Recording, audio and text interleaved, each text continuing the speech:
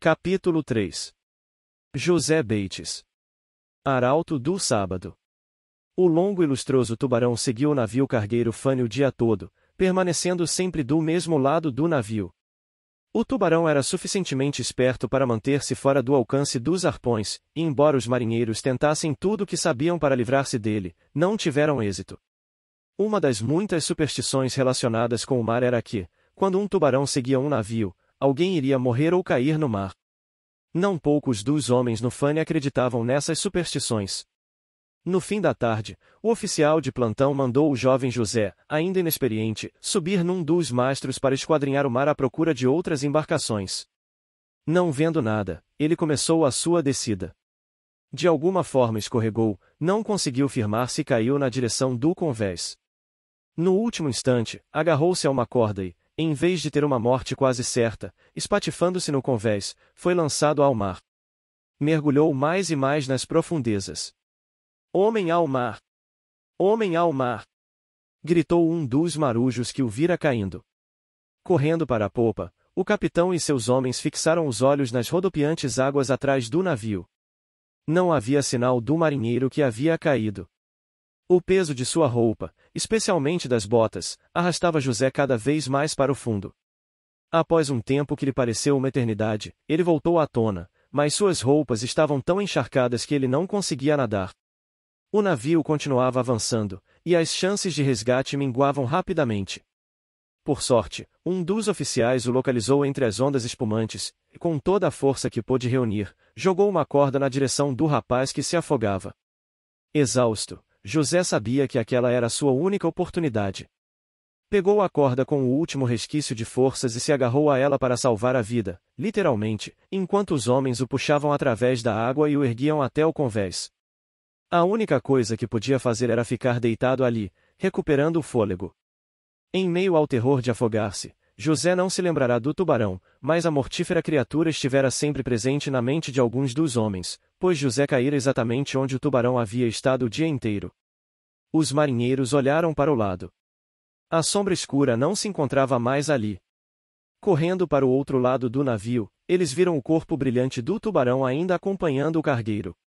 Aparentemente, ele não teve noção da refeição suculenta que perderá por ter mudado de lado.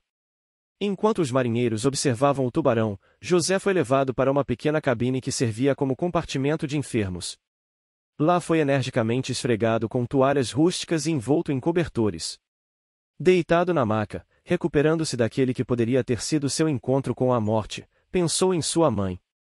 Embora não tivesse tomado tempo para ler, sabia que ela havia colocado uma Bíblia pequena em sua bagagem quando saíra de casa. Lampejou em sua mente o pensamento de que seria bem provável que ela estivesse orando por ele no momento de sua queda do mastro e do mergulho nas águas frias e agitadas. Não pôde deixar de indagar se Deus havia mandado o tubarão para o outro lado do navio, destinado ao mar. Sendo o quinto entre 7 filhos, José Bates passou seus primeiros anos em New Bedford, Massachusetts na época, o principal centro baleeiro do mundo. Ele e seus amigos passavam nas docas cada minuto disponível.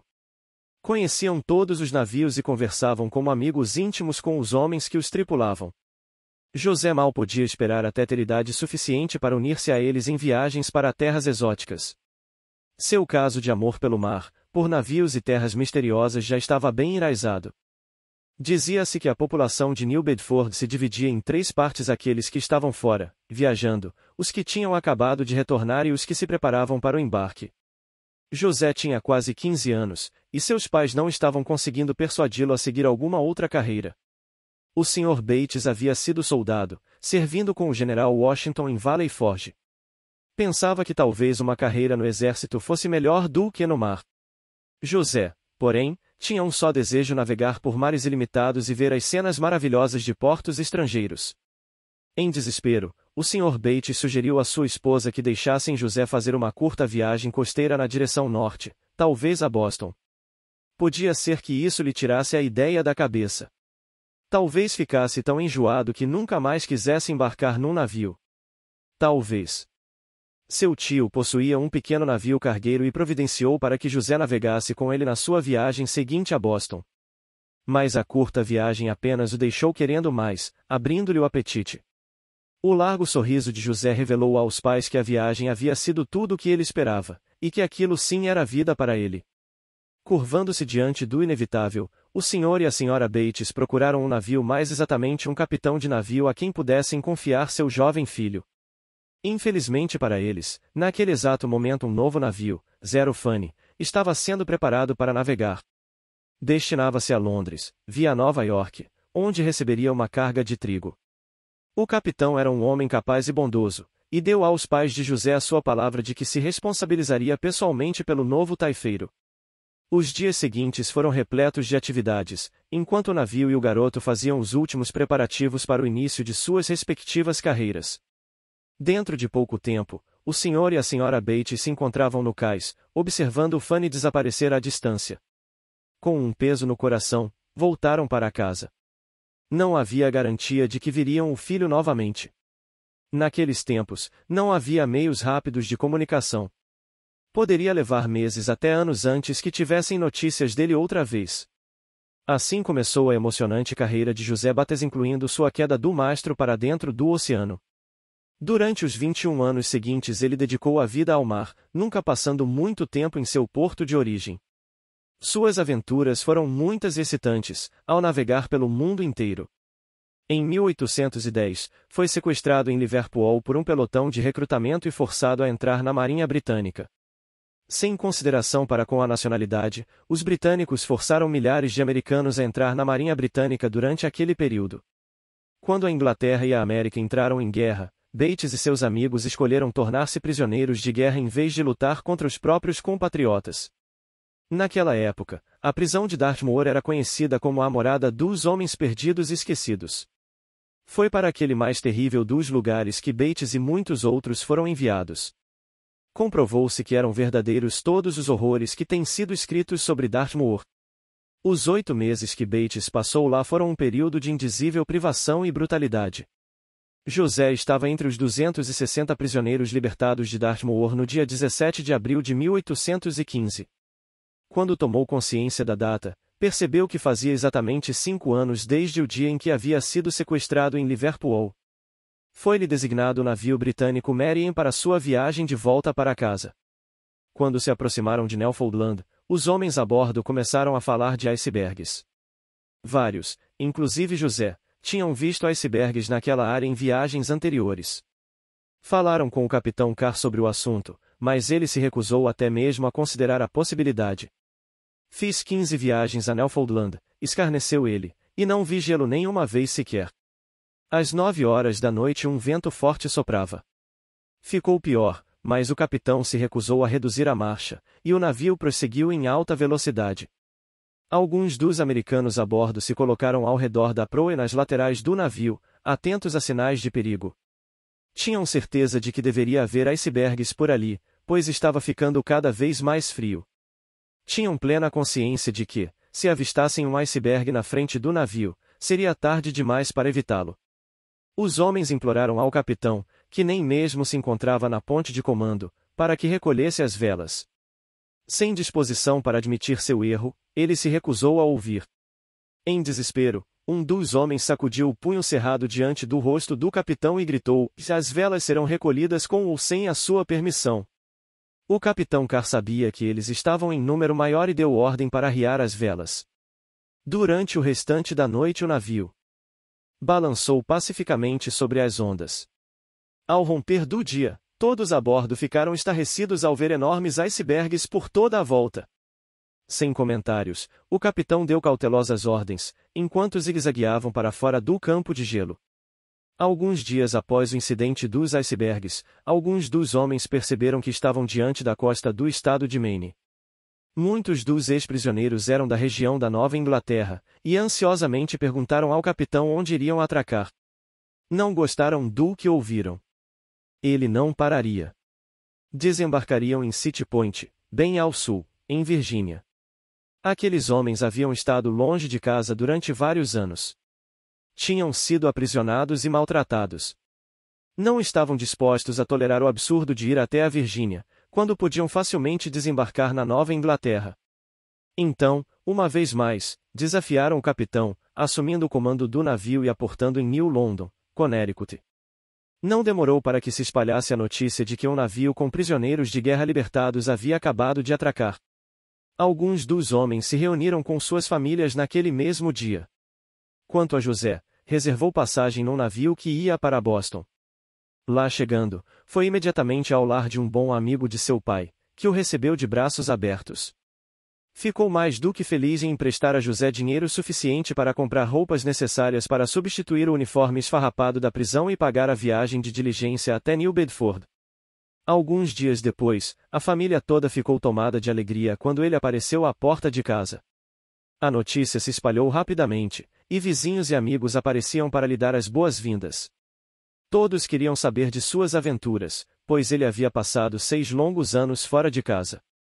Mas foi dentro do círculo familiar naquela noite que José fez seu relatório completo.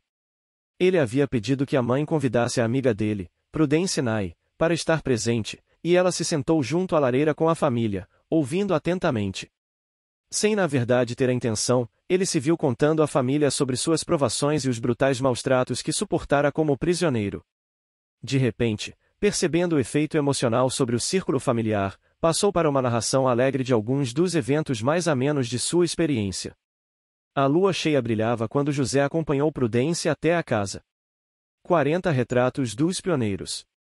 Dela por volta da meia-noite. Enquanto conversavam, ele entendeu que eram infundados os seus temores de que outro homem tomasse o seu lugar no coração dela. Junto ao portão, ele segurou a mão dela. Prudence, nem sei dizer quão feliz e agradecido me sinto por estar de volta, disse ele, por encontrá-la aqui para me receber. Ah, José, fico tão feliz porque você voltou para casa. Eu sabia que você iria voltar. Como algumas vezes acontece, cada um conhecia os pensamentos do outro. Mas só 2 anos mais tarde José sentiu que tinha condições financeiras para manter uma esposa e propôs casamento a ela. Eles se casaram no dia 15 de fevereiro de 1818, mas o casamento não acabou com a paixão que José sentia pelo mar. Ele continuou navegando, e ficava em casa apenas algumas semanas de cada vez.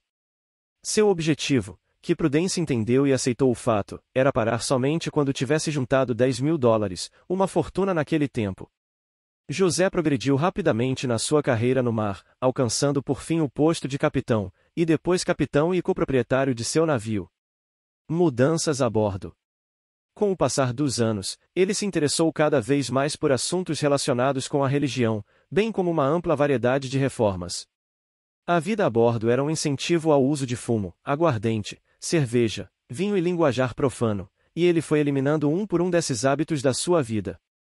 Mais tarde, abandonou o chá e o café, notando logo um aumento de energia e da sensação de bem-estar sem eles. Citaia com frequência Sylvester Graham, reformador de saúde, quanto aos efeitos nocivos do chá e do café. O capitão Bates observava seus homens fazendo os preparativos para a partida do Impres do porto de New Bedford. Era uma escuna de 3 mastros, e como proprietário da metade daquele barco, Bates estava encantado. Era um belo barco para sua última viagem, antes da aposentadoria. Algumas horas mais tarde, o navio zarpou para fora da baía, na direção do Oceano Atlântico. Assim que as coisas estavam todas sob controle, o capitão Bates convocou a tripulação. Decretou uma série de regras que devem ter espantado seu grupo de rudes marinheiros. Primeiro, disse o capitão, os membros da tripulação deveriam dirigir-se um ao outro pelo nome e jamais por algum apelido. Por exemplo, William Jones deveria ser William, e não Bill ou Willie. James Smith devia ser James, e não Jim ou Jimmy. E assim por diante. Alguém poderia especular se José Bates teria sido chamado de Joe ou Joey, ou algum outro apelido. Mas parece que não foi o caso. Não se sabe se foi algo incutido nele por seus pais, ou onde aprendeu. Então, ele anunciou a segunda regra, e durante esta viagem, não haverá palavrões. Pode-se imaginar que a maioria dos homens tenha ficado de boca aberta diante disso, mas um dos tripulantes, William Dunn, tomou a palavra e ousadamente anunciou, sempre tive esse direito, senhor. Bem, disse o capitão Bates, aqui não vai ter.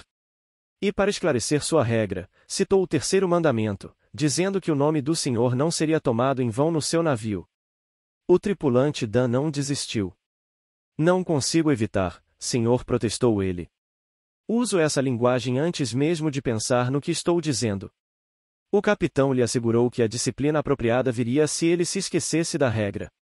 Quando a terra desapareceu da vista, o capitão decretou uma terceira regra singular e ninguém lavaria ou arrumaria roupas no domingo. À tarde de sábado, e não o domingo, seria seu tempo livre, e então poderiam lavar e consertar suas roupas. Essas tarefas não deveriam ser feitas no domingo. Além disso, os homens apareceriam no domingo de manhã com roupas limpas. O fato de estarem no mar não era desculpa para usar roupas sujas ou descuidadas. Além do mais, não haveria licença para saídas à costa aos domingos. A essa altura já era tarde demais para pular do navio, e o capitão Bates aplicou seu mais atordoante golpe. Cavalheiros, disse ele, não haverá bebida alcoólica a bordo, e fica estritamente proibido trazê-la durante a licença para ir à terra.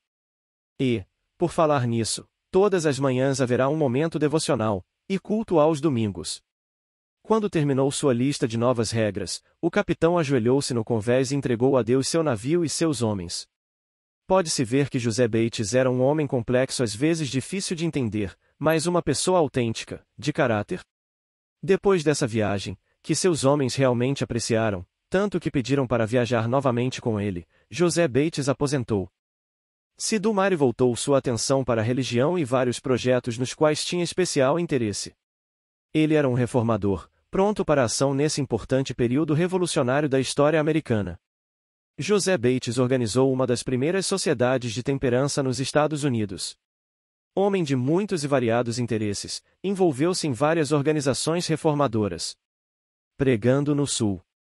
Numa tarde, enquanto Bates trabalhava no seu pomar, um amigo chegou e perguntou se ele estava interessado em ir a uma palestra millerita naquela noite.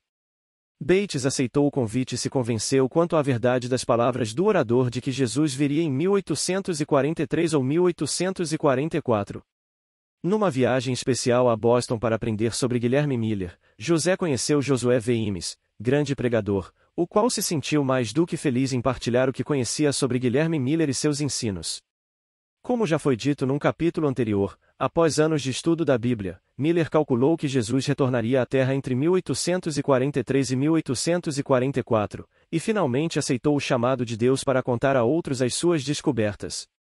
Outros eruditos continuaram estudando as descobertas de Miller e marcaram a data do retorno de Cristo à Terra para 22 de outubro de 1844. A maioria dos milleritas aceitou a data, mas o próprio Guilherme Miller aceitou somente 2 ou 3 semanas antes do dia. Essa era uma notícia emocionante para José Bates, e ele investiu todas as suas energias, bem como seu dinheiro, na obra de disseminar as boas novas de que Jesus voltaria logo. Assim, passou a dedicar sua fortuna, cuidadosamente acumulada, à pregação da mensagem do Advento. Enquanto se espalhava a mensagem millerita do Advento, José Bates se preocupou porque ninguém parecia interessado ou disposto a ir para o sul e pregar as boas novas aos senhores e seus escravos. Quanto mais pensava nisso, mais convencido ficava de que deveria ir. Mas precisava de alguém com quem viajar. Hesitava em ir sozinho a uma região tão instável do país, mas não sabia a quem recrutar para ir com ele numa viagem tão perigosa. Seu velho amigo, H.S. Gurney, o ferreiro cantor, seria o homem certo. Bates não perdeu tempo em visitar a oficina do ferreiro e relatar a sua preocupação de que alguém levasse a mensagem ao sul. O Sr. Gurney fez uma pausa no trabalho. Meu amigo, disse ele, se o senhor colocou esse peso no seu coração, você é a pessoa que deve ir. Sim, eu gostaria de fazer exatamente isso, concordou Bates. Mas considerando o clima político, eu preferiria não ir sozinho. Estaria disposto a ir comigo? Sendo um homem de bom senso, Gurney bem sabia que existia o perigo muito real de que os sulistas suspeitassem deles como sendo abolicionistas e os linchassem na mesma hora. Queria alguns dias para pensar no assunto, e Bates ficou contente por essa consideração. Leal à sua palavra, Gurney pensou cuidadosamente no assunto. Poucos dias mais tarde, enviou a Bates o recado de que iria com ele, a despeito do perigo. Os dois amigos viajaram para Maryland, atravessando a Baía Chesapeake até a Ilha Quente, onde Bates havia naufragado mais de 25 anos antes. Ele reconheceu a área como o local onde havia encontrado terra firme. Logo chegaram a uma vila que pareceu um bom lugar para começarem as reuniões. A vila possuía 2 casas de culto, e os homens pediram permissão para realizar cultos em uma delas. O pedido foi recusado pelos responsáveis por ambas as casas. Então o taberneiro, que andava sempre informado sobre o que acontecia na cidade, foi ao capitão Bates e perguntou: "O senhor disse que seu nome é Bates?" "Certo, é José Bates." "O senhor naufragou perto daqui, muitos anos atrás?" Bates respondeu que sim, que seu navio havia encalhado ali perto, mas ficou curioso para saber como aquele homem sabia do fato. O taberneiro esclareceu o mistério. "Senhor Bates, o senhor foi à casa do meu pai naquela noite e ficou lá algumas horas. Eu tinha só uns 10 anos de idade na época, mas me lembro bem de o senhor ter estado lá. Por causa daquele encontro tanto tempo antes, ele os convidou para realizarem as reuniões no salão da taberna, que foram anunciadas para a tarde seguinte. O salão estava repleto quando o Sr. Gurney deu abertura ao culto cantando, e sua bela voz inspirou os ouvintes. Durante 5 dias, Bates e Gurney realizaram reuniões no salão do botequim, sempre com lotação completa. No último dia, alguns desordeiros da localidade concluíram que Bates e Gurney eram provavelmente abolicionistas, e tramaram um plano para causar um tumulto que interrompesse a reunião. Sabendo dessa ameaça, Bates ficou firme, pregando seu sermão. Os arruaceiros não apareceram, mas assim que Bates terminou, um dos homens que havia recusado a permissão para o uso de seu prédio começou a gritar obscenidades a respeito do orador e sua mensagem. "Posso derrubar tudo isso em 10 minutos", proclamou, em alta voz. Com um sorriso convidativo, José Bates respondeu: "Irmão, você é bem-vindo para apresentar-se e declarar o seu contra-argumento." Indo ao lugar do orador, começou o seu discurso. Mas só conseguiu estabelecer a certeza de que nada sabia sobre o assunto. De repente, sacudiu o punho cerrado contra Bates e gritou: "E vamos expulsá-lo da cidade montado numa vara." Asterisco. "Estamos bem preparados para isso", respondeu Bates calmamente. "E por falar nisso, se puser um arreio sobre ela, acharemos melhor ir cavalgando que caminhando." A multidão gostou da presença de espírito da resposta, mas Bates continuou: "Não pensem que viajamos quase 1000 quilômetros através do gelo e da neve, à nossa própria custa, para lhes dar estas boas novas sem primeiro sentarmos e calcular o custo. E agora, se Deus não tem mais nada para fazermos aqui, para nós tanto faz ficar no fundo da Baía Chesapeake ou em qualquer outro lugar até que o Senhor volte. Mas se Ele tem mais algum trabalho para fazermos, ninguém poderá tocar em nós." A situação se acalmou, foi apresentado um pedido de desculpas e eles ficaram com o caminho livre para voltar outra vez. Em Chester, Maryland, encontraram um local de reuniões onde podiam falar tanto a escravos como a seus proprietários. Bates pediu que Gurney abrisse a reunião com um hino que ambos apreciavam. Era um cântico novo para eles, e de alguma forma expressava seus sentimentos ao seguirem a direção de Deus na obra de disseminar as alegres novas da breve volta de Cristo. Uma vez mais, Gurney ergueu a voz e cantou: "Sou peregrino e forasteiro. Uma noite aqui demoro e nada mais. Não me detenhas, pois que vou indo."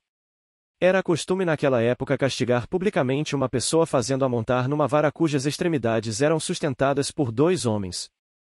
Enquanto ecoavam as últimas notas, corações foram tocados, e tanto escravos como seus senhores ouviram atentamente a mensagem apresentada pelo pastor Bates. No fundo do salão havia dezenas de escravos, em pé, abeberando-se de tudo o que era dito. Encerrada a reunião, aguardaram com paciência até que os brancos saíssem. Depois, Bates e Gurney falaram com eles pessoalmente. Bates perguntou aos escravos: "Conseguiram ouvir o que foi dito? Creram nisso?" "Sim, sim, podemos ouvir, conseguimos entender e acreditamos em tudo. E queremos alguns daqueles papéis que vocês distribuíram aos patrões." "Mas vocês sabem ler os papéis?" "Não disseram eles, mas as donzelas ou o filho do patrão vai ler para nós." Assim, os folhetos cheios da verdade foram deixados com eles. Um dos escravos, cavalheiro idoso, de cabelos brancos, aproximou-se então de Emma Gurney e lhe pediu uma cópia do hino que ele havia cantado. Como era a única cópia que ele possuía, Gurney teve de dizer ao velho homem que sentia muito, mas não podia entregá-la. Então, o homem lhe ofereceu 25 centavos pela cópia do hino que tinha ouvido naquela noite a "Sou peregrino e forasteiro." Aparentemente, era todo o dinheiro que ele possuía, e não se pode saber quanto tempo levou para economizá-lo. Achou, provavelmente, que a história de sua vida fora contada naquele cântico. Havia sido propriedade de outra pessoa a vida inteira, e agora tinha a bem-aventurada esperança da breve volta de Jesus. Agora sabia que havia algo melhor reservado para ele, estava a caminho do lugar onde as fontes estão sempre jorrando. Ali estava ele parado diante de Gurney, com o semblante implorando a letra do hino que já amava. O coração de Gurney se comoveu diante da sinceridade do velhinho. De algum lugar surgiram um toco de lápis e um pedaço de papel, e Gurney copiou a letra para ele. O homem foi embora com um enorme sorriso no rosto, encantado por ter uma cópia daquele maravilhoso cântico que lhe falará tão poderosamente ao coração. E, sem dúvida, se foi também com os seus 25 centavos.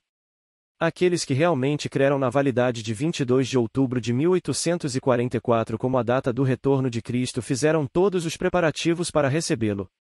Mas o dia 22 de outubro chegou e se foi, e Cristo não apareceu.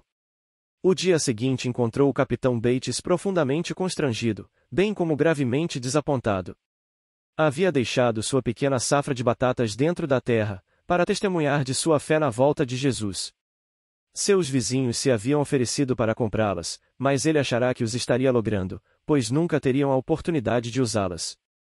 Como membro altamente respeitado na comunidade, havia insistido com seus vizinhos para que se preparassem para a segunda vinda de Cristo. Agora escarneciam dele pelas ruas, a ponto de ele desejar que o chão se abrisse e o engolisse. Além disso, os crentes mal podiam conter o seu pesar. Bates disse mais tarde, o efeito desse desapontamento só pode ser compreendido por aqueles que o experimentaram. Adorando no sétimo dia. Certa manhã, quando o capitão Bates abria a sua correspondência, encontrou um jornalzinho intitulado The Hope of Israel, a Esperança de Israel. Era um artigo escrito por T.M. Preble, no qual apontava a necessidade da guarda do sábado. Bates não concordou, mas tomou a Bíblia e procurou os textos mencionados no artigo. Quanto mais estudava, mais inquieto ficava. Realmente não parecia possível que ele e a maioria dos outros estivessem prestando culto num dia que não tivesse sido separado por Deus. Pensou no assunto por vários dias. Perguntas lhe inundavam a mente, e deveria aguardar o sétimo dia? O que Prudência acharia disso? Que pensariam seus amigos? Como conseguiria o sustento? Mas, uma vez tendo concluído que o sábado era o único dia de descanso ensinado na Bíblia, as perguntas caíram por terra. Não mais tinham importância. Devia fazer o que Deus lhe pedia. O capitão Bates ficou sabendo de um grupo de crentes no advento em Washington, New Hampshire, que guardavam o sábado. Antes de fazer um anúncio drástico de que mudaria a sua vida, Bates decidiu visitar o lugar e ter certeza de sua decisão. Foi assim que, na primavera de 1845, o capitão Bates embarcou num trem até a Nova Inglaterra e depois tomou uma diligência que o levou à cidade de Hillsborough. Deram-lhe o endereço da casa de Frederick Wheeler, pastor da igreja de Washington, New Hampshire. Bateu à porta às 10 horas da noite. Desculpando-se pelo avançado da hora, Bates disse que era importantíssimo falar com o pastor. Ao saber que Bates queria ouvir acerca do sábado, Wheeler o convidou rapidamente a entrar. Quero conhecer todos os argumentos que há na Bíblia em favor do sábado, começou Bates. Estou convencido de que é o único dia de repouso ensinado nas Escrituras, mas quase ninguém sabe disso. Irmão Wheeler, este é um assunto que deve ser proclamado por toda parte. Os dois homens estudaram a Bíblia e conversaram até o amanhecer. Bates fazia perguntas e tomava notas, convencendo-se mais do que nunca sobre a verdade do sábado. Wheeler deu-lhe uma cópia do folheto de Preble sobre o sábado. Quando o sol despontou entre as colinas de New Hampshire, ele brilhou pela janela sobre duas figuras que se ajoelhavam no tapete trançado e dedicavam a vida à pregação da verdade do sábado. O irmão Bates, como foi apresentado à família, foi calorosamente recebido à mesa do desjejum dos Wheeler, e então participou com eles das orações. Wheeler atrelou o velho Billy à carroça e os dois homens percorreram os 19 quilômetros até a casa de Ciro Farnsworth. Era um dia quente e eles se sentaram sob as árvores na frente da casa, enquanto Wheeler e Farnsworth davam ao seu hóspede um curso intensivo sobre tudo o que haviam aprendido acerca do sábado. Essa experiência, junto com a leitura do folheto de Preble, confirmou para Bates a validade permanente do quarto mandamento. Com a missão cumprida, despediu-se e voltou para Hillsborough, onde tomaria a diligência. A viagem para casa levaria uns 3 dias, e ele tinha muito em que pensar enquanto percorria os 250 quilômetros de diligência e trem. Agora estava convencido de que tudo o que estudará com os guardadores do sábado de Washington estava fundamentado na Bíblia. Sendo homem honesto, reconhecia e aceitava a verdade quando a encontrava. Indo a pé da estação ferroviária para casa, o capitão Bates encontrou seu vizinho, James Madison Monroe Hall, sobre a ponte de madeira entre New Bedford e Fairhaven. Hall o cumprimentou alegremente, dizendo: "Qual é a boa notícia, capitão Bates?" "A boa notícia é que o 7º dia é o sábado", foi a pronta resposta de Bates. Após uma breve conversa sobre a ponte, Bates tomou providências para apresentar o assunto a Hall e a outros crentes no advento. No fim de semana seguinte, o Sr. Hall estava guardando o sábado, e a esposa o seguiu no sábado posterior. Como indicação da grande estima que sentia pelo aposentado capitão de navio, mais tarde deu ao seu filho recém-nascido o nome de José Bates Hall. José Bates desempenhou um papel importante na adoção do sábado por um grande segmento dos desapontados adventistas. Tinha uma real preocupação de encontrar os crentes decepcionados e ensinar-lhes acerca do sábado. Após o desapontamento, Bates uniu-se ao grupo que se reunia na casa de Hiram Edson em Port Gibson, Nova York, para aprofundar o estudo da Bíblia. Logo ficou claro ao grupo que o cálculo do tempo estava certo, mas o evento era outro. Concluíram que o evento não era a volta de Cristo, mas o início do juízo investigativo. A essa altura, José Bates já estava guardando o sábado por um ano, e partilhou seu material sobre o sábado com o grupo. Edson já vinha pensando sobre o assunto, embora até aquele momento não percebesse a sua real importância. Ele e vários outros do grupo aceitaram as boas novas do sábado. Em 1848, 6 encontros foram realizados para tratar particularmente da questão do sábado. Na maior parte das reuniões, Bates pregava sobre o sábado, e Tiago White, que com a esposa Ellen havia aceitado o sábado em 1847, falava sobre as 3 mensagens angélicas, que incluíam o santuário e o espírito de profecia. Foram tantos os que vieram à conferência dos guardadores do sábado na casa de David Arnold, em Volney, Nova York, que a reunião precisou ser transferida para o celeiro, a fim de acomodar a todos. No encerramento daquele encontro, Bates e o casal White foram a Port Gibson, onde outra conferência foi realizada na casa de Hiram Edson, novamente num celeiro. Esperando passar o sábado na cidade de Nova York, o pastor e a senhora White, junto com o capitão Bates, deixaram Port Gibson imediatamente após o encerramento da reunião. Seu meio de transporte seria um barco pelo canal Erie. Quando o barco se aproximou do cais, eles começaram a reunir a bagagem. De repente, perceberam que a embarcação não pararia, estava balançando perto do atracadouro, mas não encostaria realmente. O pastor White segurou sua pequena esposa e, com um enorme salto, foi parar no convés. Bates não teve a mesma boa sorte. Acontece que ele estava segurando o dinheiro da passagem dos 3, e ficou parado no cais, gritando para o capitão: "E aqui? Venha buscar seu pagamento." Enquanto a embarcação se afastava pelo canal sem ele, Bates tomou um forte impulso para saltar a bordo. Infelizmente, seu pé resvalou na borda do navio e ele caiu dentro da água suja. A pequena multidão no cais prendeu a respiração quando ele afundou. Bates voltou à tona e começou a nadar. Ainda segurava sua carteira com uma mão e a nota de $1 na outra. Então seu chapéu caiu. Para salvar o chapéu, soltou a nota de $1, mas continuava agarrando a carteira. A embarcação parou por tempo suficiente para que ele fosse resgatado da água barrenta do canal. Divididos entre o cômico da situação e a compaixão para com o pobre homem que, naturalmente, estava encharcado da cabeça aos pés, os passageiros estenderam os braços para Bates e o puxaram para o convés. Felizmente o dia estava quente e as roupas de Bates secaram um pouco. O pequeno grupo desembarcou algumas paradas adiante, em Centerport Center, de onde se dirigiu à casa do irmão Harris. Lá, Bates pôde secar e passar suas roupas a ferro, e no dia seguinte continuaram a viagem. O Senhor proveu mesmo. Uma das frases preferidas de José Bates era "O Senhor proverá." Por volta de 1846, Bates havia usado toda a sua fortuna para proclamar a breve volta de Cristo. Quando viajava, o dinheiro para a passagem lhe chegava geralmente na última hora, algumas vezes até da parte de pessoas totalmente estranhas. O Senhor provia mesmo. As experiências de Bates estariam incompletas sem a história dos 2 quilos de farinha. No início de 1846, sentiu-se chamado por Deus para escrever um livro sobre o sábado. Certa manhã, enquanto ele escrevia sentado à escrivaninha, a esposa, Prude, como ele a chamava, entrou para dizer-lhe que não tinha farinha suficiente para terminar de preparar o pão. Ele perguntou quanto ela precisava, e ela disse aproximadamente 2 quilos. Na mercearia, José comprou os 2 quilos de farinha e alguns outros artigos que ela havia acrescentado à lista.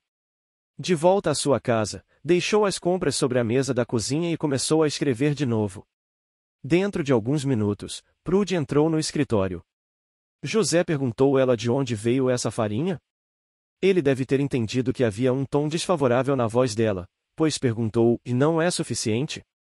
Você disse que precisava de 2 quilos. Ela o pressionou mais. Onde você conseguiu a farinha? Bem, Prude, eu a comprei. Não é a quantidade que você queria? A resposta dela ficou famosa. Sim. Mas o senhor, Capitão Bates, um homem que comandou navios de New Bedford para todas as partes do mundo, o senhor saiu para comprar 2 quilinhos de farinha? Então, ele teve de confessar que havia gastado os seus últimos centavos na compra daqueles poucos itens. Isso foi um verdadeiro choque para Prude. Naturalmente, ela provava suas generosas doações para a causa de Deus. Mas como entender que nada havia sobrado?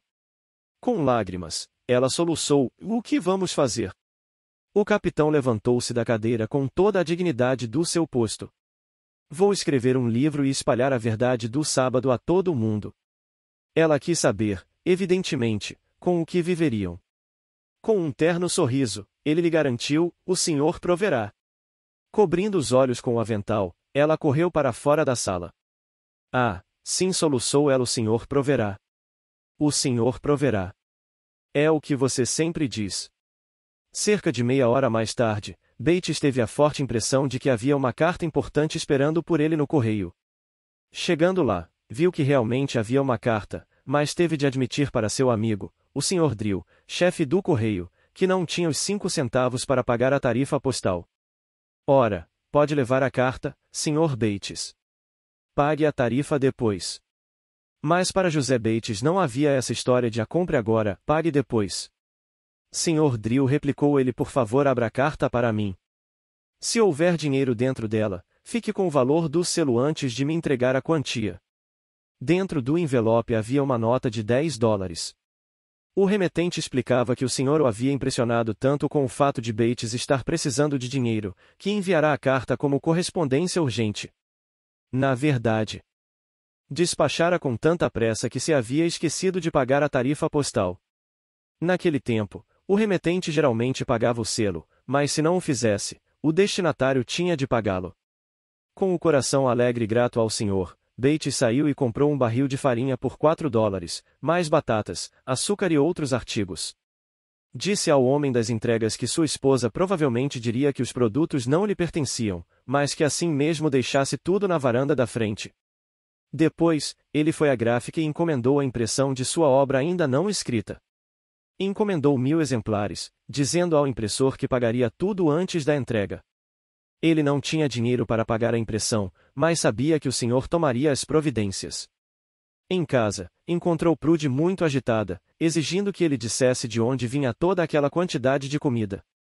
Podemos imaginar a resposta dele, o senhor proveu. E a resposta dela foi aquela, padronizada, e sim, o senhor proveu. É isso que você sempre diz. Com um largo sorriso, ele entregou-lhe a carta. Ela a leu e depois se afastou para chorar de novo, mas desta vez com uma atitude mental muito diferente. Embora a senhora Bates apoiasse o trabalho do marido, ainda não havia aceitado o sábado. Não o seguiu cegamente, mas estudou por conta própria durante 5 anos até 1850, quando também se tornou guardadora do sábado. Uma lenda local diz que, durante esse tempo, José levava Prude à igreja no domingo, mas não assistia ao culto com ela nesse dia não santificado. É para prejuízo nosso que a autobiografia de Bates e seus outros escritos mencionam pouco acerca de Prudence e dos 5 filhos do casal. Um filho morreu na infância, enquanto o pai viajava de navio. O outro filho, que herdou do pai o amor pela vida de viagens marítimas, morreu no mar aos 35 anos de idade. As 3 filhas tiveram vida mais longa. A Review and Herald, revista adventista, publicou 3 cartas de Prudence Bates na década de 1850. Elas dão um pequeno lampejo de seu firme caráter e de sua dedicação a Deus. Aqui estão algumas frases de dezembro de 1851. Sinto um crescente desejo de encherem da plenitude de Deus, e quanto mais luto por isso, mais vejo minha própria indignidade. Às vezes, me sinto quase desanimada, e não fosse o fato de que a nuvem se dissipe e um raio de glória me ilumina o caminho, eu me desesperaria. Ela mencionou quão indigna se sentia, mas quão precioso era Jesus para ela, e o quanto amava o sábado. O marido não era o único a ter integridade de caráter. Em agosto, o impressor mandou dizer a Bates que os livros estavam prontos. À medida que recebia dinheiro, Bates pagava os custos, mas uma boa soma ainda continuava pendente. Leal às boas maneiras, Bates não aceitaria absolutamente a entrega do material até que pudesse pagá-lo. Então, correu à gráfica para se explicar. Quando chegou lá, o impressor lhe disse que tudo estava pago. Depois de recuperar a fala, Bates perguntou quem havia feito o pagamento. Não sei, Sr. Bates. Ele era desconhecido para mim. José Bates nunca descobriu quem pagará os panfletos, mas pelo resto da vida continuou grato a essa pessoa anônima. Quando José conheceu Ellen. José Bates encontrou Ellen Armon por volta de 1845, e depois, novamente em 1847. Um não se impressionou particularmente com o outro. Cético e desconfiado de quaisquer manifestações sobrenaturais, ele achou difícil aceitar a experiência dela como sendo do Senhor, porém não encontrava falta alguma na vida dela ou no seu testemunho. Mas ele ficava, como disse, alarmado e excessivamente intrigado. Por sua vez, ela via em Bates uma figura bondosamente paterna. Ele era mais de 30 anos mais velho que ela. Ellen ficava perplexa, entretanto, quanto ao motivo pelo qual um cristão genuíno como ele enfatizasse tanto o 4º mandamento. Não sabia ele que havia outros 9 mandamentos? Então, em novembro de 1847, Bates a viu tendo uma visão em que lhe foram mostrados planetas e estrelas. Durante a visão, sem ter consciência do fato, ela falava daquilo que estava contemplando e fez uma descrição de cinturões rosados em torno de um dos planetas, acrescentando que via 4 luas. Ah, ela está olhando para Júpiter! Exclamou o capitão Bates. Pouco depois ela relatou estar vendo 7 luas. Novamente Bates exclamou, e ela está descrevendo Saturno. Como navegante, Bates conhecia bastante acerca de corpos celestes. Quando a visão se encerrou e ela havia descrito Urano, com suas 6 luas, e os céus abertos de uma forma que, segundo Bates, ultrapassava qualquer registro que tivesse lido, ele começou a mudar de ideia acerca das visões de Ellen. Quando ela saiu da visão, Bates lhe perguntou se ela já havia estudado astronomia. Não, respondeu ela. Não me lembro sequer de ter visto um livro de astronomia. Sua feliz convicção foi, e isto é do Senhor. Rumo ao oeste. José havia deixado suas viagens marítimas. Agora perambulava pela terra, ansioso para contar a todos acerca da breve volta de Jesus e sobre o sábado. Certa manhã, Prude entrou no quarto do casal e viu o esposo arrumando a mala de novo. Ela quase chorou. Quando ele lhe disse que estava indo para o oeste, Prude achou que ele queria dizer que estava indo para a Califórnia. Não, não, explicou ele. Iria para Michigan, e talvez Ohio e Indiana, para encontrar as ovelhas perdidas. Achava que devia encontrar tantos crentes adventistas quantos pudesse, para contar-lhes acerca do sábado. Isso fez com que ela se sentisse um pouco melhor, mas na verdade desejava que ele não se ausentasse de novo. Afinal de contas, ele estava envelhecendo e precisava ficar em casa. Mas lá se foi ele a serviço do Senhor. Foi primeiro a Indiana e dirigiu reuniões em South Bend. Certa noite, sonhou que se encontrava dentro de uma diligência, indo para uma vila desconhecida no Nordeste. Quando despertou pela manhã, sentiu que devia sair sem demora. Pagando a passagem para a primeira diligência que sairia de South Bend, tinha certeza de que reconheceria o vilarejo quando chegasse lá. Em todas as vilas ele saía, olhava ao redor e concluía que não era aquele o lugar. Então, pagava a passagem até a parada seguinte e repetia o procedimento. O condutor da diligência deve ter ficado intrigado com o estranho comportamento do seu passageiro. Mas quando Bates saltou da carruagem em Jackson, Michigan, soube que aquele era o lugar que tinha visto no sonho. Subindo a rua e parando numa pensão, perguntou ao proprietário se existe algum crente no advento nesta cidade. Sim, existem. Cerca de uns 20 se reúnem aqui todos os domingos. Isso era exatamente o que ele procurava.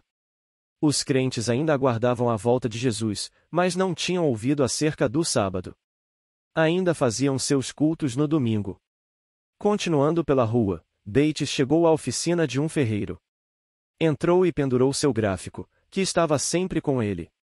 Apresentando-se a Dan Palmer, ferreiro, passou a falar-lhe sobre o sábado do sétimo dia e todas as outras verdades que lhe eram tão caras.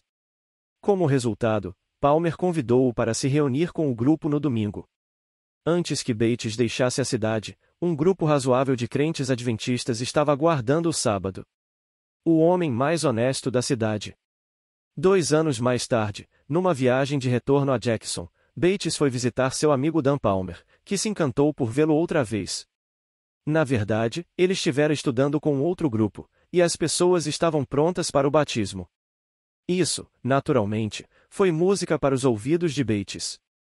Justamente antes de sair de Jackson, Bates teve outro sonho. Desta vez ia para o lado oeste de Jackson. No sonho lhe fora dito que devia parar e trabalhar em Battle Creek, Michigan. Na manhã seguinte, perguntou a Palmer se ele conhecia algum lugar chamado Battle Creek. Sim, claro. Fica a uns 60 e poucos quilômetros pela estrada de ferro. Há algum crente no advento por lá? Ninguém, que eu saiba. Bem, Dan, num sonho desta noite me foi mostrado que lá deve ser meu próximo local de trabalho. O trem postal da madrugada deixou em Battle Creek por volta da hora do desjejum. Sem saber exatamente como começar seu trabalho ali, pensou na agência do correio. Estava à procura de uma pessoa honesta, e o chefe dos correios saberia com certeza para onde encaminhá-lo. Na agência dos correios, Bates perguntou pelo nome e endereço do homem mais honesto da cidade. Foi imediatamente encaminhado à casa de David Hewitt. Bates achava que um homem honesto aceitaria prontamente a mensagem do advento. David Hewitt abriu a porta ao ouvir a batida. Bates foi completamente franco com ele. Fui encaminhado até aqui porque o senhor é considerado o homem mais honesto da cidade. Se é assim, tenho uma verdade importante para lhe apresentar. Venha, entre foi o pronto convite. Estamos para começar o desjejum. Venha e coma conosco, e depois conversaremos. Enquanto comiam e conversavam, Hewitt mediu o estranho sentado à sua mesa. Discerniu nele um homem honesto, íntegro, um cristão sincero. Após o desjejum, convidou o capitão Bates para dirigir o culto matutino, o que ele fez com alegria. Depois Hewitt disse: agora ouviremos o que o senhor tem a nos dizer. Depois de passar um dia estudando a Bíblia com José Bates, o homem mais honesto da cidade e sua esposa aceitaram a mensagem do sábado e se tornaram os primeiros conversos em Battle Creek. A mudança para Michigan. Cada vez mais Bates se sentia atraído para o oeste, especialmente Michigan, e mais especialmente para Monterey. Achava que esforços realizados em tendas deviam ser feitos no oeste. Parecia-lhe que os anjos de Deus estavam lá preparando mentes para receber a verdade. Sentia ser de grande importância que os servos de Deus fossem para onde ele abria o caminho. Por essa e outras razões, em maio de 1858, José Bates decidiu mudar-se para Michigan. Prudence não estava muito contente com a mudança, pois tinha vivido em Fairhaven a vida toda. Mas ela foi para onde José queria ir. E não era para Battle Creek, mas para Monterey. A mudança não significava que Bates se havia aposentado da obra do Senhor. Ele simplesmente transferira a sua sede, embora talvez suas viagens fossem menos demoradas que até então. Tiago White repetia para Bates que sua idade devia isentá-lo de viajar e falar tanto em público. Mas ele respondia: e ainda quero andar ao seu lado, mesmo que eu não possa fazer grande coisa. Bates dizia que se lembrava de um fazendeiro que tinha um cavalo tão velho, que era deixado no estábulo quando os outros eram levados para o trabalho. Certo dia, o homem ouviu um barulho tremendo no estábulo e, Depois de investigar, descobriu o cavalo dando coices para sair.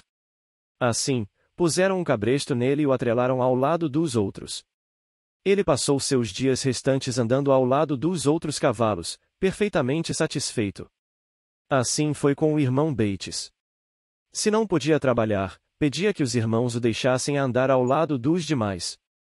Embora nunca tivesse dito muito acerca de seus padrões de viver saudável, ao longo dos anos José Bates foi eliminando um hábito nocivo após outro.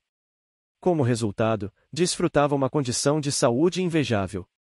No ano anterior ao da sua morte, assistiu a um congresso relativo à reforma de saúde na velha igreja de Battle Creek.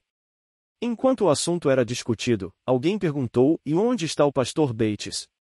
Ele é a pessoa que precisamos ouvir a respeito deste assunto. O pastor Bates estava sentado no fundo da igreja. Quando o chamaram para ir à frente, esse estimado e idoso cavalheiro, então com 79 anos de idade e ainda perfeitamente ereto, caminhou rápido até a plataforma para contar o que os hábitos do viver saudável haviam feito por ele. Relembrou sua experiência do passado e o resultado de abandonar um hábito nocivo após outro até chegar ao ponto da abstinência completa de tudo o que sabia ser prejudicial. Disse estar totalmente livre de dores e mal-estar. J. O. Corliss, presente à reunião, deu este testemunho: "O pastor Bates ficou em pé como uma estátua de mármore e se movimentava com a leveza de um garoto." O auditório ficou tão eletrizado diante da eloquência do idoso senhor que por um momento só se ouviam sonoros e améns. J. N. Andrews foi então chamado para desempenhar sua parte no programa, a qual parece ter sido uma palestra sobre os benefícios da reforma de saúde. Quando se pôs diante do púlpito, suas primeiras palavras foram: "O que deve fazer o homem que vem depois do rei?" Após alguns longos segundos de reflexão, prosseguiu com a sua palestra. Considerasse que o testemunho de Bates representou uma influência poderosa para colocar a causa da reforma de saúde no seu legítimo lugar.